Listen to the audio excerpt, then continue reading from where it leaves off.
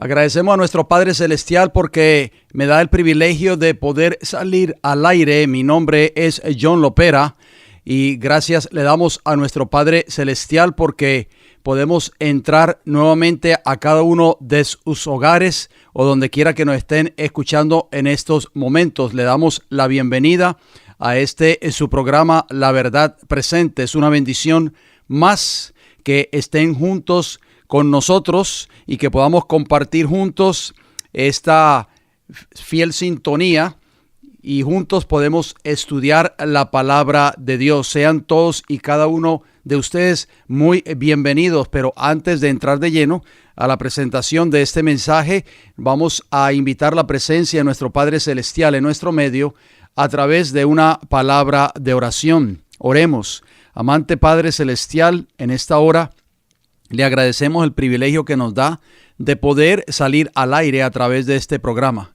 Gracias, Señor, por darnos la oportunidad de poder compartir su palabra con una audiencia que nos está escuchando en estos momentos. Queremos pedir una bendición por cada uno de nuestros hermanos y amigos que están en sintonía de este programa en el día de hoy. Esperamos de que sea de mucha bendición para cada uno de ellos y esperamos que al abrir su palabra podamos verdaderamente entender el mensaje para esta hora y poder comprender el tiempo en que estamos viviendo. Ayúdanos a no rechazar estos mensajes, sino aceptarlos y ponerlos en práctica en nuestra vida. Agradecemos, Señor, por la oportunidad que nos da de estar en nuestro medio dirigiendo esta programación. Se lo pedimos y se lo agradecemos todo y le damos las gracias en el nombre de Jesús. Amén.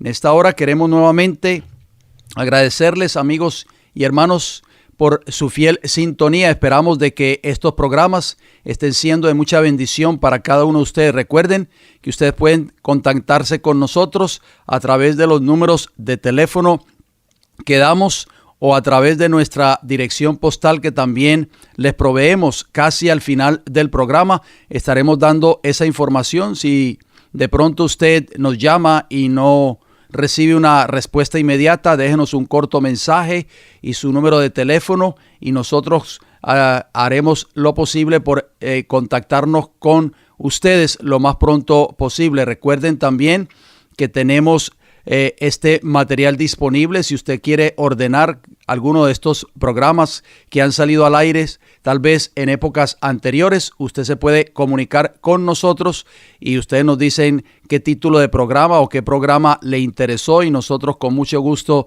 se lo enviaremos completamente gratis, sin costo alguno para ustedes. Queremos también recordarles de nuestra página en YouTube, de nuestro ministerio, El Fuerte Clamor. Usted puede entrar allí y usted va a ver el predicador de la silueta negra. Ese es nuestro canal. Usted puede allí ver también algunos temas a través del video y también puede escuchar cada uno de estos programas radiales que a medida que van saliendo al aire, también se van subiendo a nuestra página en YouTube. Recuerde, El Fuerte Clamor. Usted se puede suscribir. Si usted no se ha suscrito, hágalo para que así pueda usted recibir una notificación cada vez que se sube un programa nuevo o cada vez que se sube un tema nuevo. Pero bien, como siempre lo hacemos a través de este programa, nos gusta hablar de salud y temperancia. Salud es el funcionamiento equilibrado de todos los elementos que constituyen el ser humano, cuerpo, mente y espíritu. Temperancia es el uso moderado de todo cuanto sea bueno y la abstención completa de todo cuanto sea perjudicial, sobre todo de bebidas alcohólicas, tabaco y drogas. Es muy importante que nosotros entendamos esto porque la palabra de Dios nos dice claramente que nosotros debemos conservar nuestra salud y por lo tanto debemos ser personas temperantes.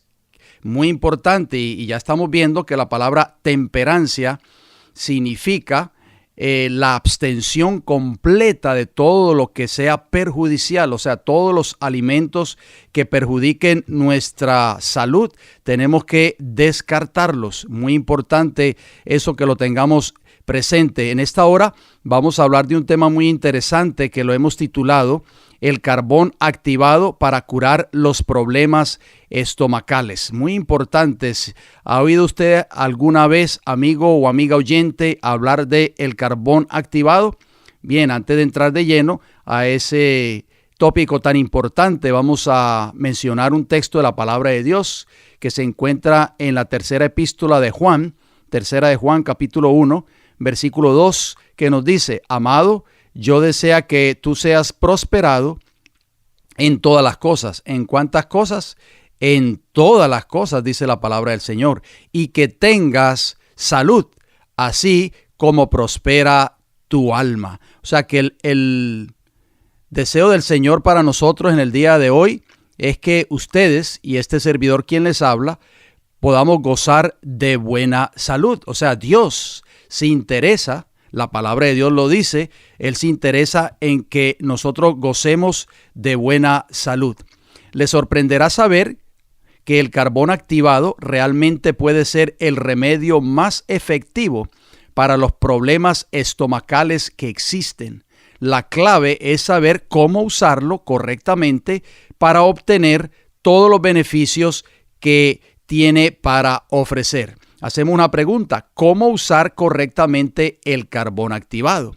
Bueno, el carbón activado que se puede conseguir en las tiendas de salud, oigan bien, solo en las tiendas de salud se puede conseguir el carbón activado, viene en polvo como también viene en tabletas y se le conoce en el nombre latino Carbo medicinalis y es una sustancia absorbente intestinal muy potente que puede absorber casi cualquier cosa que haya comido y algo que pueda causar trastornos estomacales. Muchas veces el carbón activado se usa en personas que se han intoxicado con alguna comida, tal vez. Tiene el increíble poder de atraer toxinas y venenos orgánicos o no orgánicos y otras bacterias. Funciona atrapando todas las sustancias peligrosas. Luego hace que esas sustancias malignas fluyan a través del cuerpo de manera que no permite que el cuerpo las reabsorba nuevamente. Este método de eliminar toxinas es muy seguro de usar y no puede ocasionar efectos secundarios negativos, como lo hacen tal vez las pastillas o las drogas. Y también puede ser utilizado por adultos y por los niños. Es un tratamiento común que se recomienda para usar cuando se trata de sobredosis e indigestión oral o estomacal. Sin embargo, lo que hay que recordar es que este tratamiento no debe realizarse a largo plazo, sino solo para resolver ciertos problemas o dolencias en el momento que suceden. ¿Por qué? Porque si bien atrapa las sustancias peligrosas, también el carbón activado atrapa las vitaminas y los nutrientes que el cuerpo necesita con urgencia. Es por eso que este remedio natural de la naturaleza que Dios ha provisto no debe ser recomendable usar constantemente, a menos que haya un problema en el cuerpo. Para evitar ciertas deficiencias de nutrientes, use carbón activado, oigan bien, solo para sobredosis severas o problemas en el estómago cuando se presente la situación. ¿Cuáles son los usos principales del carbón activado? Bueno, cuando se presenta problemas como diarrea, comida envenenada, hinchazón del vientre o del estómago o intoxicación por medicamentos. Según el problema, puede tener cuidado con la dosis que usa de este remedio. Para la diarrea, usted puede tomar las pastillas de carbón activado no más de 3 días. Si desea usar para la hinchazón del estómago, use el remedio 7 días seguidos y ya no tiene que usarlo más. Para la toxicidad oral, use el carbón activado 30 minutos después para evitar la absorción de la toxina.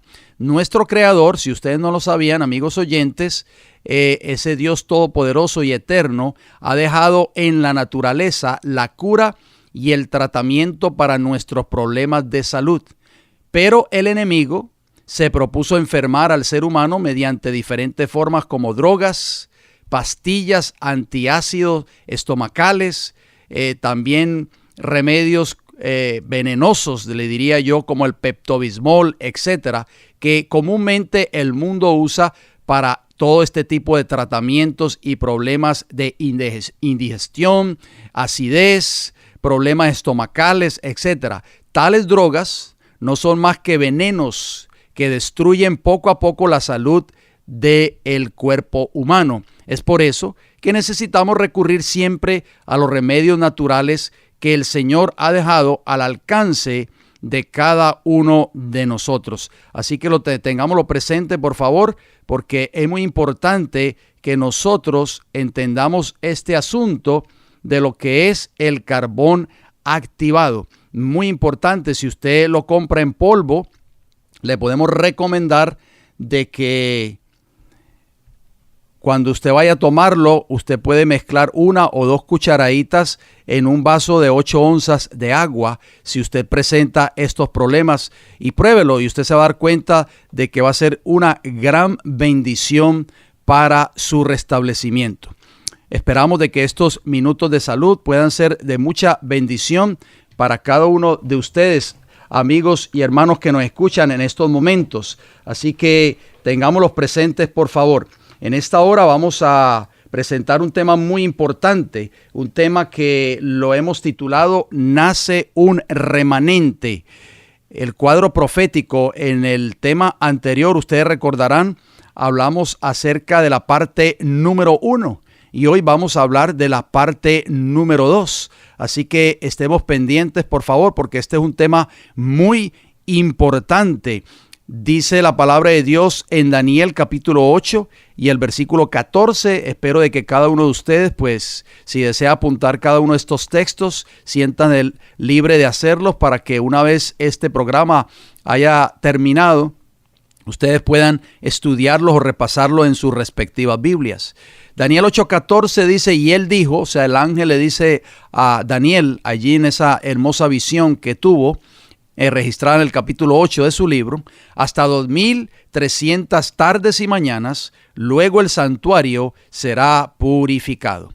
También vamos a hacer referencia, que lo hicimos en el programa anterior, en Apocalipsis capítulo 12, versículo 17, donde habla la palabra del Señor de ese remanente que Satanás odia y que va a perseguir en el tiempo del fin. Apocalipsis capítulo 12, versículo 17, nos dice así la palabra del Señor. Entonces el dragón se llenó de ira contra la mujer. Nosotros sabemos que en profecía bíblica el dragón es Satanás, obviamente, porque así lo dice el versículo 9 de Apocalipsis 12. Y la mujer en profecía bíblica representa la iglesia. Y dice así el texto, sigue diciendo, y se fue a hacer guerra contra el resto. Oigan bien, nunca se le olvide esa palabra resto, manténgala siempre en mente, porque es importante que nosotros la entendamos. Dice que se fue a hacer guerra contra el resto de la descendencia de ella. ¿Y qué características tienen ese resto?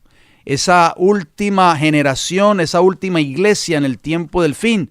Dice la palabra de Dios, los que guardan los mandamientos de Dios y tienen el testimonio de Jesucristo. También habíamos dicho que la palabra resto en griego es loipoi, y loipoi significa residuo, resto, remanente, o sea, lo que queda, de acuerdo al diccionario griego de Strong's, el número 3062 y la página 54. Vamos a hacer un recuento porque el tema anterior nosotros mencionamos parte de la historia de esa iglesia que Cristo fundó en esta tierra. Obviamente la primera iglesia no fue la que Cristo fundó con sus 12 discípulos cuando Él estuvo en esta tierra. La primera iglesia que Cristo fundó fue nuestros primeros padres en el jardín del Edén. Obviamente el pecado, cuando entró a esta tierra, pues obstaculizó todos los planes que Dios tenía para esa iglesia y para esa descendencia de esa mujer. Pero la Biblia dice claramente que en el tiempo del fin el Señor va a levantar un remanente, que es la descendencia de esa mujer, que va a guardar los mandamientos de Dios y va a tener el testimonio de Jesucristo. O sea, el testimonio de Jesucristo está relacionado con el Evangelio, está relacionado con la palabra de Dios. Y es por eso que nosotros, si queremos formar parte de ese remanente, de ese residuo, de esa descendencia, de ese resto de esa mujer, pues tenemos que guardar sus mandamientos. Esa es una de las características de la verdadera iglesia en el tiempo del fin. Vamos nuevamente a mencionar las enseñanzas y reformas de Martín Lutero. Ustedes recordarán que mencionamos que la profecía de las 2300 tardes y mañanas contenidas en Daniel 8:14 comenzaron a correr en el año 457 a.C. con el edicto del rey Artajerjes, que pues daba la orden para que la nación judía que se encontraba cautiva en Babilonia regresara nuevamente a su tierra, a Jerusalén, y reedificara nuevamente la ciudad de Jerusalén y el templo de Jerusalén, que había estado en ruinas por más de 70 años prácticamente. ¿Por qué? Porque nosotros sabemos, de acuerdo a la historia bíblica, el rey Nabucodonosor, rey de Babilonia en aquel entonces, había sitiado a Jerusalén y había destruido la ciudad y había destruido el templo. Ustedes se preguntarán por qué Dios permitió eso. Bueno, si usted estudia la historia bíblica, por ejemplo, si usted estudia los libros como Primera de Reyes, Segunda de Reyes, Primera de Crónicas, Segunda de Crónicas, en fin, usted podrá darse cuenta de que Dios permitió que todo eso sucediera porque el pueblo profeso de Israel, el pueblo profeso de Dios en ese entonces, se había apartado completamente de Dios, había apostatado de la verdad y estaba viviendo en rebelión y en apostasía. El 31 de octubre del año 1517 podemos darnos cuenta que seguía corriendo la profecía de las 2300 tardes y mañanas, porque vimos también en el programa anterior, ustedes recordarán, que las primeras 70 semanas o 490 años de esa profecía concluyeron en el año 34 después de Cristo, con el apedreamiento del primer mártir cristiano que se llamó Esteban. Ahí terminó los 490 años de oportunidad que Dios le dio a la nación judía. Esto no quiere decir que los judíos ya no tienen derecho a salvarse o a la salvación, por supuesto. Lo que sucedió en el año 34 es que el pueblo judío, la nación de Israel, había dejado de ser ya el pueblo elegido de Dios. Ahora el pueblo elegido de Dios es ese remanente que habla Apocalipsis capítulo 12 y el versículo 17. Los judíos como individuos, si aceptan a Cristo, obviamente también tienen derecho a la salvación, pero ya han dejado de ser el pueblo escogido o el pueblo elegido de Dios. ¿Por qué? Porque Dios les dio un periodo de prueba. 490 años, de acuerdo a esa profecía de las 70 semanas contenida en el capítulo 9 del libro de Daniel, que eso lo estudiamos en el programa anterior. Así que para el año 1517 ya pues seguía corriendo esa profecía de las 2300 tardes y mañanas. Martín Lutero surge en la plataforma profética y clava las famosas 95 tesis en la puerta de la iglesia de Wittenberg, allí en Alemania, donde Lutero declaraba a través de esas 95 tesis, declaraba públicamente una de las tantas falsas enseñanzas promovidas por Roma, la iglesia de Roma en ese entonces, que eran las indulgencias, que rechazaban, por supuesto, la verdad bíblica de la salvación por la fe y el perdón de los pecados a través de la sangre de Cristo Jesús. El 31 de octubre del año 2017 se cumplió el 500 aniversario de ese gran evento.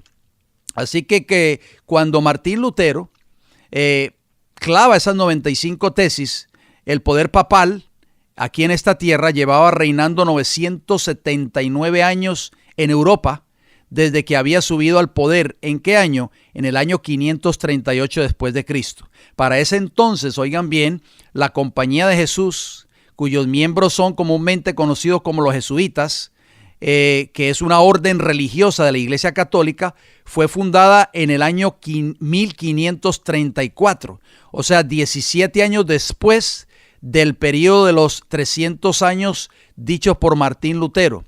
Fue fundada por Ignacio de Loyola. Esta orden fue fundada con el único propósito de contrarrestar y destruir el protestantismo y las reformas de Martín Lutero. Todos los reformadores protestantes como Martín Lutero, Juan Wycliffe, Juan Hus y Juan Wesley y otros más enseñaban y predicaban que el papado representaba el anticristo. Y vamos a citar un libro que se llama La vida y tiempos de Martín Lutero en la página 154. Noten lo que Martín Lutero dijo en este libro.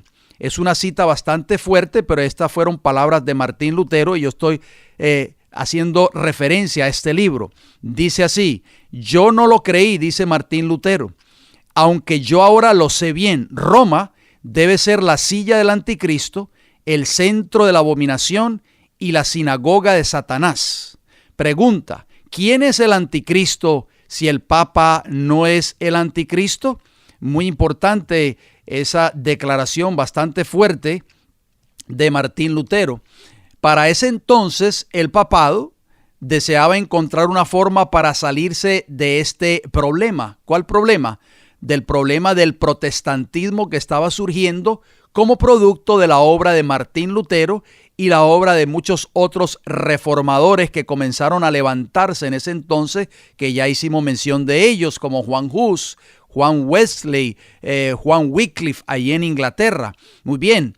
Y entonces, ¿qué sucedió? Bueno, los jesuitas de Roma pasaron muchos años estudiando los libros de Daniel y Apocalipsis, y uno de esos jesuitas se llamaba Francisco Rivera. Este hombre creó la doctrina del futurismo. Oigan bien, no sé si ustedes alguna vez han escuchado esta doctrina.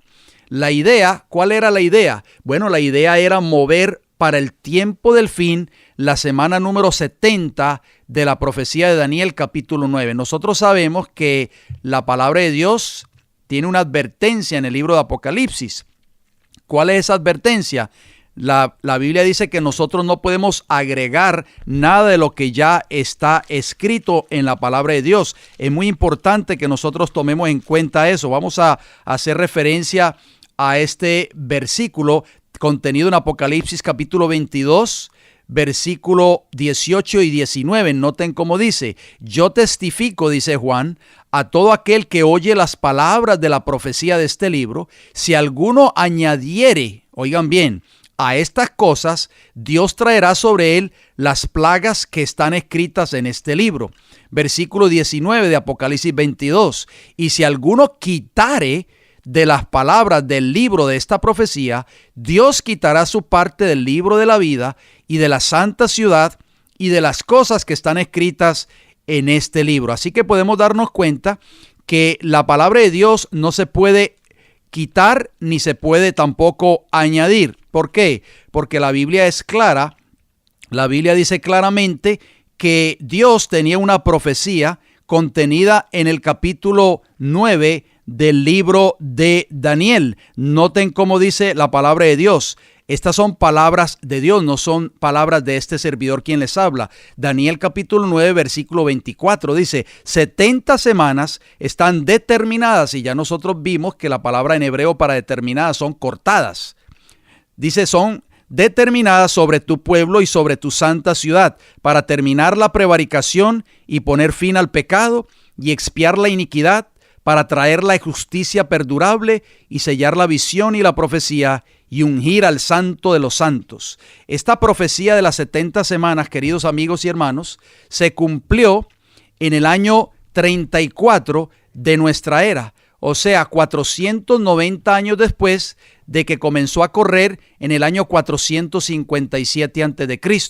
Por lo tanto, los jesuitas de Roma, cuando estudiaron esta profecía de las 70 semanas, quisieron mover para el tiempo del fin la semana número 70, o sea, la última semana de esta profecía, que abarcaba del año 27, cuando Cristo fue bautizado en el río Jordán y fue ungido. Por eso el Mesías es el ungido por el Espíritu Santo hasta el año 34 de nuestra era, cuando fue apedreado Esteban por orden del Sanedrín judaico. Y ahí podemos darnos cuenta que la nación judía, Israel, rechaza el Evangelio, rechaza a Cristo y deja de ser el pueblo escogido de Dios. Pero nosotros no podemos mover esa última semana y ponerla para el tiempo del fin, porque estaríamos incurriendo en el pecado que acabamos de mencionar, contenido en Apocalipsis capítulo 22, versículos 18 y 19. Pero hacemos una pregunta: ¿qué métodos usó Roma para destruir la verdad de la Reforma? Bueno, en el Concilio de Trento, los jesuitas de Roma fueron comisionados por el Papa para desarrollar una nueva interpretación de las Escrituras que contrarrestaría la aplicación protestante de las profecías de la Biblia antimesías, por supuesto que se referían a la Iglesia Católica Romana. Hablemos un poco acerca de Francisco Rivera. Usted puede hacer una investigación de este hombre que fue un jesuita de Roma, que nació en el año 1537 y murió en el año 1591. O sea, nació 20 años después de que Martín Lutero clavase las 95 tesis en la iglesia de Wittenberg. Qué interesante. Bueno, a raíz de esto, la iglesia de Roma, en ese entonces, a través de Francisco Rivera, por supuesto, publicó 4 panfletos en los años 1500. ¿Para qué? Para quitar de ellos la atención de la gente y ponerla en un futuro anticristo. Podemos darnos cuenta de que ahí comenzó a trabajar Roma para cambiar todo lo que Dios había establecido en su palabra. Francisco Rivera fue el padre de la doctrina del futurismo.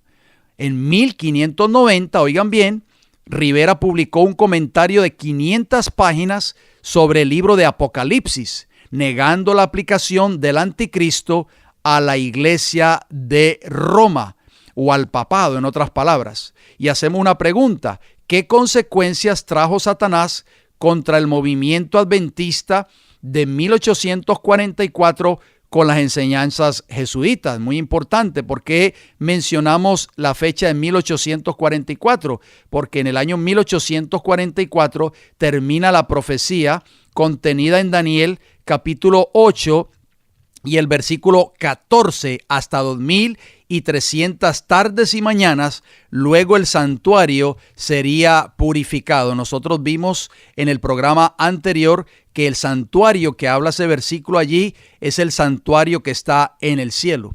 Durante casi 300 años después del Concilio de Trento, oigan bien, el futurismo jesuita se mantuvo en gran parte dentro de la esfera de la religión católica.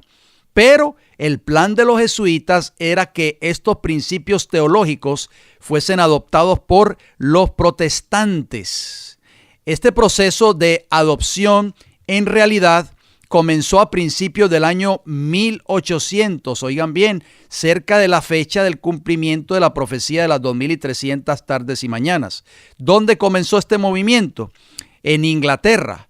Y desde allí se extendió a Norteamérica, o sea, los Estados Unidos. Pero a principios del siglo XIX brotaron con vehemencia los principios del futurismo y se aferró a los protestantes de la Iglesia Oficial de Inglaterra.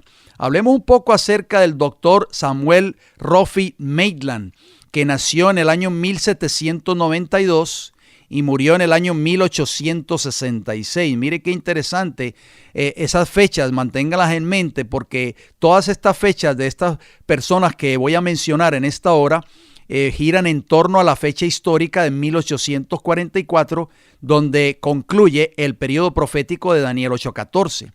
Este hombre, ¿quién fue? Bueno, fue un abogado y estudioso de la Biblia. Se convirtió en bibliotecario del arzobispo de Canterbury, o sea, allí en Inglaterra. Un día descubrió el comentario de Rivera en la biblioteca, o sea, el comentario de las 500 páginas sobre Apocalipsis, escrito por el padre del futurismo, que se llamó Francisco Rivera. Mire qué interesante. En cualquier caso, oigan bien, en 1826, o sea, 18 años antes de la fecha de 1844, mire cómo estaba trabajando ya Satanás, queridos amigos y hermanos. ¿Por qué? Porque Satanás conoce las Escrituras y Satanás conocía el cumplimiento profético de Daniel capítulo 8, versículo 14. O sea, en el año 1826, precisamente 18 años antes de 1844, Samuel Roffey Maitland publicó un libro ampliamente leído atacando la reforma, oigan bien, y dio su apoyo a Francisco Rivera en la idea de un futuro de un solo hombre anticristo. O sea, este hombre se sumó a la plataforma de los jesuitas, enseñando a través de ese libro de que el anticristo iba a venir en un tiempo futuro, en el tiempo del fin. ¿Le suena familiar esta doctrina? Bueno, esta doctrina ha sido adoptada por la gran mayoría de los protestantes en este tiempo en que estamos viviendo. Los evangélicos pentecostales creen en un futuro anticristo que se manifestará a la mitad de los 7 años de la gran tribulación. Por ejemplo, los bautistas, los metodistas, los católicos, en fin, casi todas las denominaciones religiosas creen en esta doctrina y no saben, quizás muchos de nuestros amigos pentecostales o evangélicos no saben de que esta doctrina fue creada por los jesuitas de Roma. Durante los siguientes 10 años, este hombre, Samuel Roffey Maitland, continuó su retórica antirreforma. Como resultado de su celo y fuertes ataques contra la reforma en Inglaterra, oigan bien, allí comenzó en Inglaterra el protestantismo de esa nación que produjo la Biblia King James en 1611, recibió un golpe demoledor. Hablemos de otro personaje interesante, un hombre que se llamó Edward Irving. Nació en 1792 y murió en 1834. Mire qué interesante, o sea, 10 años antes del cumplimiento profético de Daniel 8:14. Este hombre, Edward Irving, fue un presbiteriano escocés y precursor de los movimientos pentecostales y carismáticos.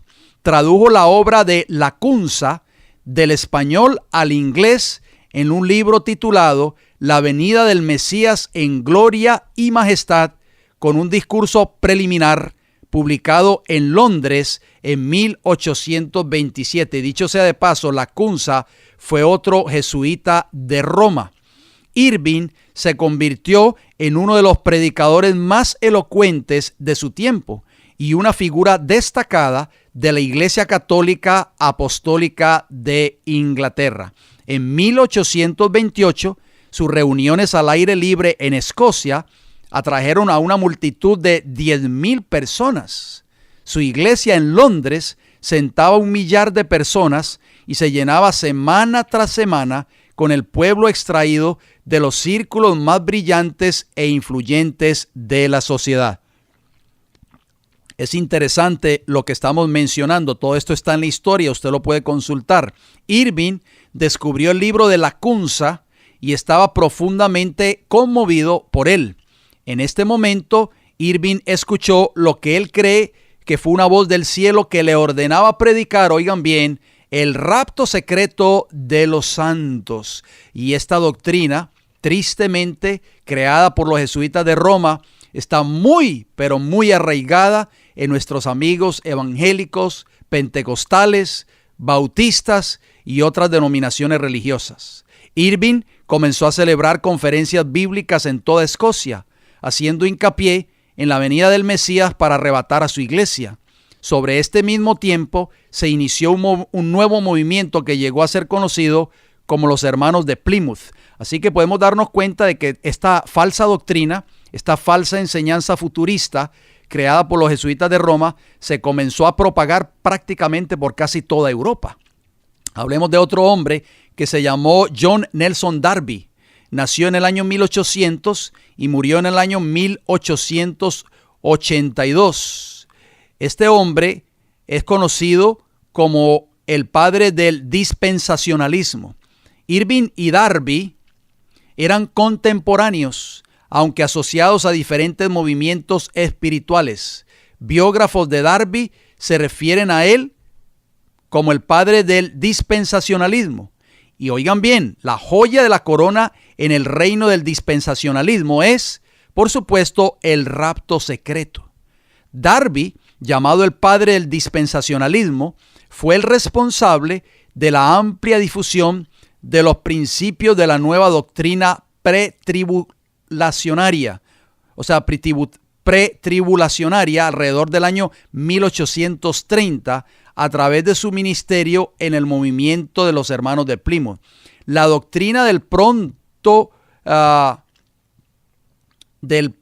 regreso de Cristo a través de un supuesto rapto secreto se extendió a Norteamérica y fue ampliamente popularizada, oigan bien, por la Biblia de referencias Scofield.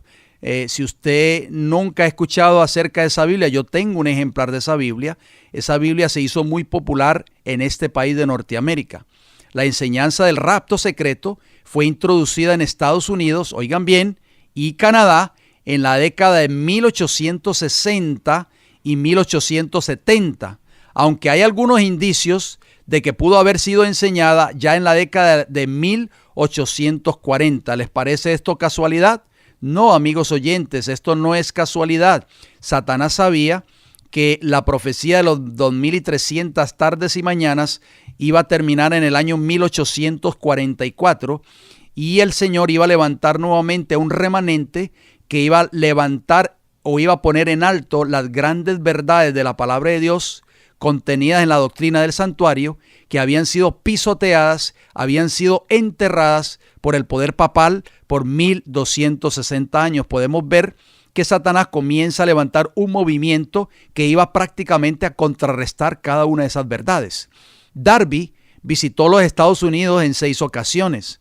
La nueva enseñanza se estaba extendiendo por todo el territorio norteamericano y un predicador congregacionalista con el nombre de C.E. Scofield estuvo bajo la influencia de Darby y los hermanos de Plymouth. Vamos a hablar un poco acerca del futurismo en Norteamérica y de C.E. Scofield, o sea, Cyrus Ingerson Scofield. Nació en el año 1843, oigan bien, o sea, un año antes del cumplimiento profético de Daniel 8:14 y murió en el año 1921. Qué interesante. Una de las figuras más importantes de todo este drama se llamó Cyrus Ingerson Scofield, abogado de Kansas, que fue fuertemente influenciado por los escritos de Darby. En 1909, Scofield publicó la primera edición de su famosa Biblia de referencia Scofield. En 1900, esta Biblia se hizo tan popular en las escuelas bíblicas protestantes de Norteamérica que fue necesario imprimir literalmente millones de copias. Sin embargo, en las notas a pie, o sea, en los comentarios, porque esta es una Biblia que tiene comentarios del autor que se llamó Cyrus Ingerson Scofield. Estos comentarios fueron muy respetados por la misma Biblia y Scofield inyectó, oigan bien, a través de estos comentarios, grandes dosis del líquido del futurismo que también se encuentra en los escritos de Darby, de Maitland, de Bellarmino y de Rivera. A través de la Biblia Scofield, el niño cristiano en Norteamérica llegó a la edad adulta joven con una teología jesuita. La doctrina de un anticristo por venir se estaba estableciendo firmemente dentro de los Estados Unidos en el siglo XX con el protestantismo norteamericano.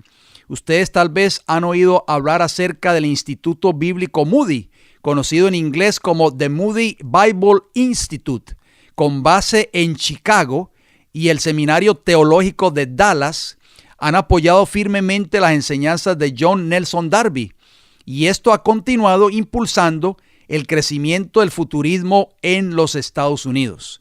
Luego, en la década de los años 1970, el pastor Hal Lindsey, un graduado del Seminario Teológico de Dallas, ¿qué pudo haber recibido este hombre allí? Obviamente doctrinas futuristas jesuitas. Publicó este hombre un libro éxito de taquilla llamado El tardío gran planeta Tierra.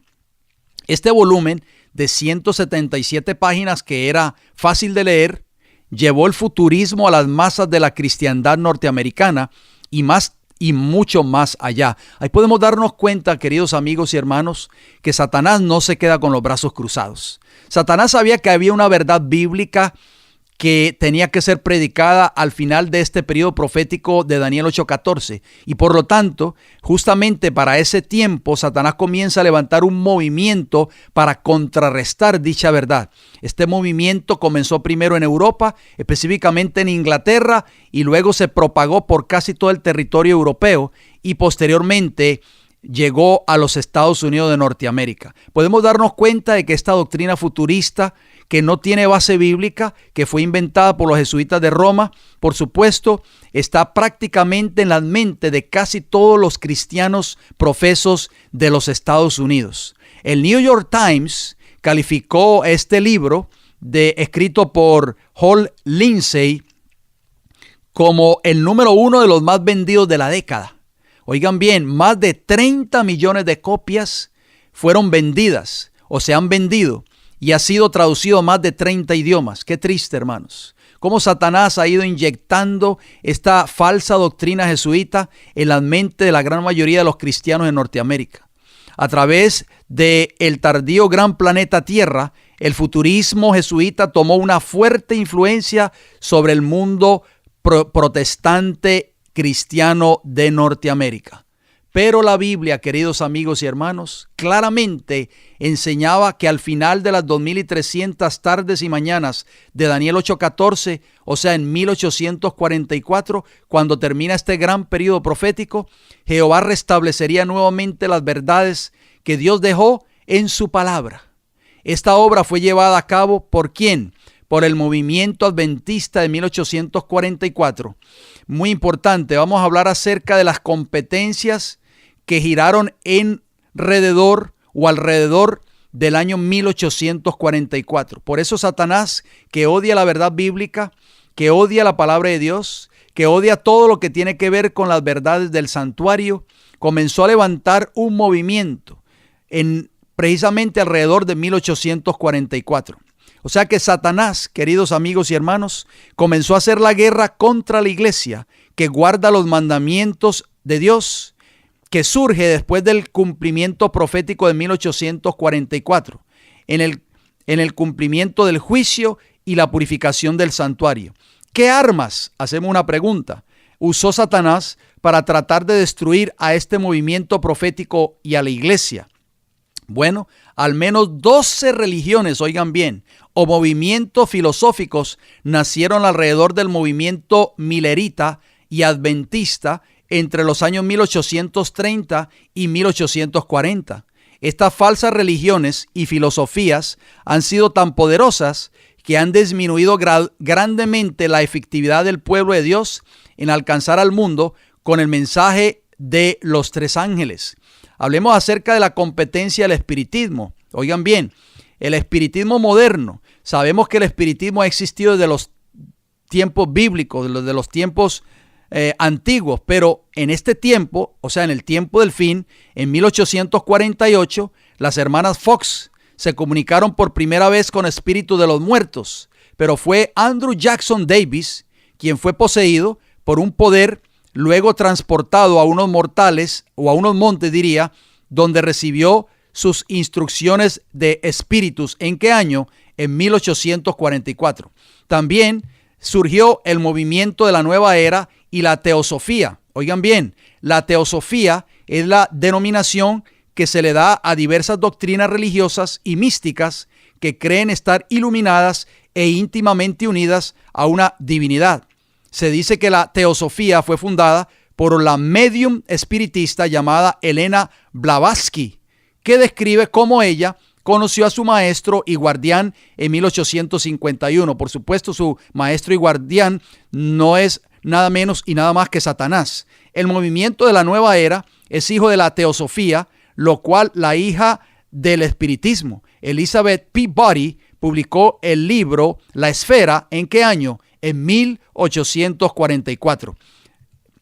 El nuevo espiritismo, que comenzó en 1844 a 1845, ha evolucionado, oigan bien amigos oyentes, en una dimensión tan poderosa en contra de la verdad de Dios que el mundo está enceguecido por él. O sea, por el espiritismo. Algunas de las más recientes manifestaciones se encuentran en los libros de Harry Potter, por ejemplo, en los programas de televisión y en las películas de Hollywood, que están plagadas por el espiritismo, que hacen atractivo lo oculto y desarman los temores de las personas por el contacto con los muertos y con los demonios. Hablemos también acerca de la competencia del islamismo. Bueno, la religión de Bahá'í. La religión de Bahá'í viene del país de Irán. Se dice que nació en el calendario islámico del año 1260 como una reforma del Islam. Sibí Ali Muhammad, que nació en 1819 y murió en 1850, qué interesante, comenzó a enseñar que Dios pronto haría manifiesto un mensajero o profeta, quien acomodaría la tan esperada era de paz y prosperidad prometida no solo para el Islam, sino también para el judaísmo y el cristianismo. Oigan bien, esta profecía se dice que se cumplió en el año 1844. Qué interesante. Hablemos acerca de la competencia de cultos cristianos. La ciencia cristiana. Mary Baker Eddy descubrió las leyes divinas de la vida en el año 1866 y fundó la Iglesia Cristiana de la Ciencia en 1879. Ella comenzó a escribir su novela en el año 1844. Hablemos un poco acerca del mormonismo o los mormones. Bueno, la Iglesia de los Mormones fue fundada en 1830 por el supuesto profeta de ellos, que se llamaba Joseph Smith, conocido como su profeta. Esta iglesia creció continuamente durante su tiempo de vida. Smith fue asesinado por una turba enfurecida el 27 de julio de 1844 a la edad de 38 años. Hablemos también de los Testigos de Jehová.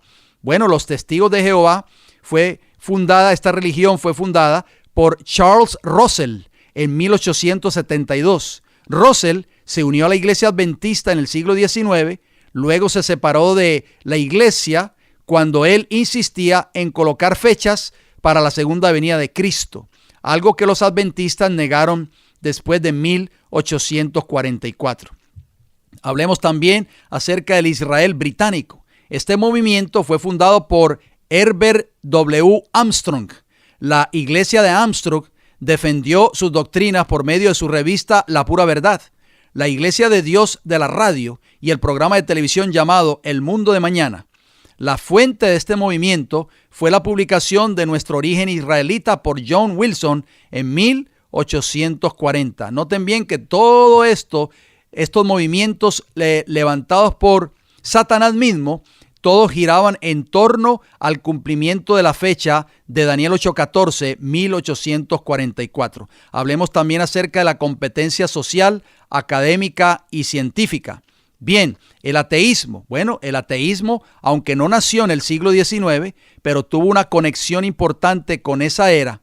El filósofo escultor del siglo XIX, Friedrich Nietzsche, fue un filósofo que quiso derrumbar el cristianismo. Nietzsche nació en 1844. ¿Casualidad, queridos hermanos? No. Todo esto no fue casualidad. Satanás conocía el cumplimiento profético de esta profecía de Daniel 8:14. ¿Saben que Satanás es un estudiador diligente de las Sagradas Escrituras? Si usted no lo sabía. Hablemos acerca del evolucionismo. Bueno, en el año 1838, después de un viaje de 5 años, Darwin regresó a Inglaterra para comenzar el proceso de escribir acerca de sus pensamientos que llegaron a ser eventualmente su famosa teoría, el origen de las especies. En 1844, ¿en qué año? 1844, Darwin escribió una edición de 230 páginas. La teoría de Darwin ha hecho mucho daño al cristianismo, pero Robert Chambers publicó un libro acerca de esta teoría en octubre de 1844. Hablemos acerca del marxismo y el comunismo. El comunismo tuvo sus orígenes en Karl Marx y Friedrich Engels, quienes escribieron extensivamente desde 1840 en adelante, o sea, 4 años antes del cumplimiento de Daniel 8:14. De acuerdo a la Enciclopedia Británica, los manuscritos de Karl Marx, donde él pone de manifiesto sus ideas económicas y filosóficas, fueron escritos en 1844. Hablemos acerca del anarquismo. El anarquismo es un mundo filosófico donde busca una sociedad cuya operación está basada en el libre acuerdo de individuos en lugar del sostenimiento a la ley y a la autoridad. Los documentos originales de esa filosofía fueron escritos por el padre del anarquismo, Pierre-Joseph Proudhon, en 1844 y 1845. El evolucionismo, queridos amigos y hermanos, y el marxismo-comunismo son todas doctrinas e ideologías que niegan la verdad de la palabra de Dios y desprecian a Dios mismo al punto de que no existe, conduciendo y alentando al mundo a la causa del ateísmo. Pero Dios, que sabe que la mentira nunca puede prevalecer en contra de la verdad, levantó a un siervo, a un gran predicador bautista en este país para los años 1830 en adelante, que se llamó Guillermo Miller. A Guillermo Miller y a sus colaboradores les fue encomendada la misión de predicar la amonestación del pronto regreso de Cristo Jesús a esta tierra en los Estados Unidos de Norteamérica. Dicho país vino a ser el centro del gran movimiento adventista. Hago una pregunta antes de seguir mencionando lo que yo estoy diciendo. ¿A qué país llegaron las enseñanzas futuristas de Francisco Rivera, promovidas por Darby, por Irving, por Maitland y por Scofield? ¿No fue precisamente a Estados Unidos? Bueno, Satanás sabía que el Señor estaba ya levantando un movimiento al final del periodo profético de Daniel 8:14, y uno de esos instrumentos que el Señor levantó en este país fue el señor Guillermo Miller. Allí, o sea, en Norteamérica, fue donde la profecía del mensaje del primer ángel tuvo su cumplimiento más directo. Los escritos de Guillermo Miller y de sus compañeros se propagaron hasta en países lejanos. Donde quiera que hubiesen penetrado misioneros, allá también fueron llevadas las alegres nuevas de la pronta venida de Cristo. Por todas partes fue predicado el mensaje del Evangelio eterno. Temed a Dios y dadle gloria, porque ha llegado la hora de su juicio. Amigos y hermanos, a casi 500 años después, o a 500 años después prácticamente de la protesta de Martín Lutero, ¿qué sucedió? En el 500 aniversario de esa fecha histórica, bueno, católicos y luteranos ya caminan hacia la comunión plena. Dice esta noticia del 1 de noviembre del año 2016 en una página de internet titulada protestantedigital.com. Dice así: el encuentro entre el Papa Francisco y los líderes luteranos en Suecia concluye con la firma de una declaración conjunta que propone dejar atrás los desacuerdos históricos y conflictos, o sea, las doctrinas de Martín Lutero quedaron prácticamente sepultadas. ¿Para qué se hizo este acuerdo? Bueno, para eliminar los obstáculos restantes que nos impiden alcanzar la plena unidad. La visita del Papa Francisco a Lund, allí en Suecia, para participar del acto de conmemoración conjunta católico-luterana de los 499 años de la Reforma, ha servido para confirmar el camino de unidad, emprendido por ambas tradiciones cristianas representadas por el Papa Francisco y el presidente de la Federación Luterana Mundial, Munib Younam, junto a otros líderes católicos y luteranos. Por supuesto, esta unidad que se está promoviendo no es la unidad que habla Juan capítulo 17, sino que es la unidad de todas las iglesias. ¿A quién? A Roma papal.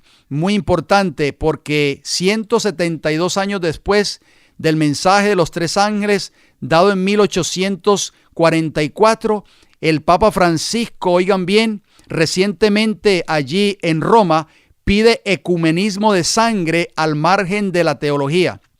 Así lo expresó en la conferencia de los secretarios de las comuniones cristianas. No se le olvide nunca este nombre, este organismo. Vuelvo y repito, la conferencia de los secretarios de las comuniones cristianas mundiales. En inglés es Christian World Communions. Es la mayor organización ecuménica internacional. Estos miembros de esta organización recientemente se reunieron con el Papa Francisco allí en la aula de Pablo VI. Está claro que su meta es alcanzar la unidad de los cristianos o al menos dar pasos decisivos hacia ella. El Papa Francisco no pierde ocasión en subyugar o en subrayar lo que ya une a las diferentes confesiones, o sea, el ecumenismo de la sangre, el ecumenismo del trabajo que se